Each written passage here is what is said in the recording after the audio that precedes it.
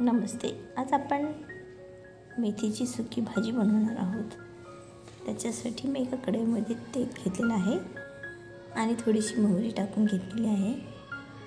थोडंसं जिरं टाकायचं आणि नंतर त्याच्यामध्ये आलं, लसूण आणि मिरची पेस्ट टाकून घ्यायची.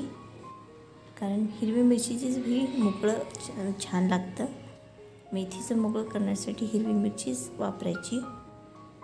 नंतर त्यामध्ये थोडंसं हळद टाकून घ्यायची आणि मटकीची डाळ मी अर्धा तास भिजवून ठेवलेली होती ती त्याच्यात टाकलेली आहे. नंतर थोडंसं पाणी टाकून ही डाळ छान मिक्स करून त्याच्यामध्ये थोडंसं चवीनुसार मीठ टाकून घ्यायचं आणि नंतर थोडीशी चवीनुसार साखर टाकून घ्यायची आणि हे चांगलं मिक्स करून 10 मिनिट त्याला शिजवून घ्यायचं. ही शिजल्यानंतर डाळ मग आपण त्यामध्ये मेथी 2 स्वच्छ चिरून घ्यायची आणि नंतर त्यामध्ये टाकायची.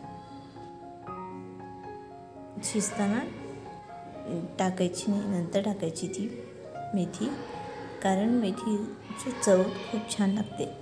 नंतर त्यामध्ये शेंगाचं कूट आणि थोडंसं कारळाचं कूट टाकून घ्यायचं. आपली भाजी तयार आहे. आता त्यावरती कांद्याचे काप टाकून मग नंतर ती सर्व करायची. ती भाजी चवीला खूप छान लागते. वरून कांदा टाकल्यानंतर खूप छान चव येते त्या भाजीला. तुम्हाला ही भाजी आवडली असेल तर लाईक, शेअर, सबस्क्राईब करा. थँक्यू.